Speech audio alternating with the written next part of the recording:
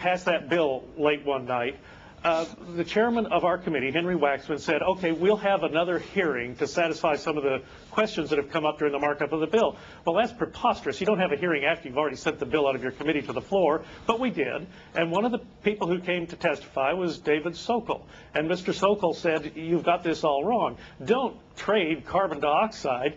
Just put the cap on. Industry will figure out what to do.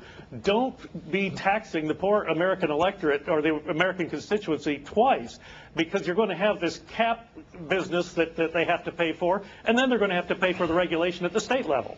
It just turns this thing on its head. We heard other testimony that you really ought to just focus on the carbon dioxide emission and not try to single out any particular renewable technology for where we want it to go.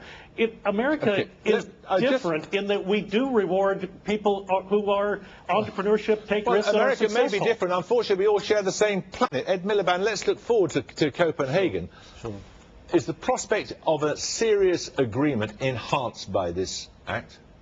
It's definitely enhanced if the legislation goes through, yes, because it shows that America is willing to take action, and we've come from a position a year ago where America wasn't willing to take action. Now, as I say, 4% on 1990 levels? Well, that doesn't include some of the other provisions, but I want it to go further, Jeremy. I want the maximal possible bill, but I also want to make a start and to make progress. And that is the key thing. And so we want the most ambitious deal. We want America to do as much as it can.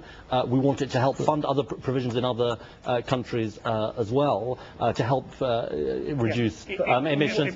Important point you just made there. You want the American taxpayer to fund what is going to happen in other countries. And, you know, if you hadn't noticed, we're in the midst of a significant recession right now. Yes, so is every country. Congressman, America voted for change. Obama was meant to take on special interests in Washington, epitomised by people like you. Sir, you are on the wrong side of history. Countries are going to go underwater because you want to drive 4x4s in city centres. I beg to differ. I drive a Prius because of the moral superiority that it affords me. But we are in a very difficult economic time, and it is the American economy that will develop and deliver the technologies that are going to lift us out of this.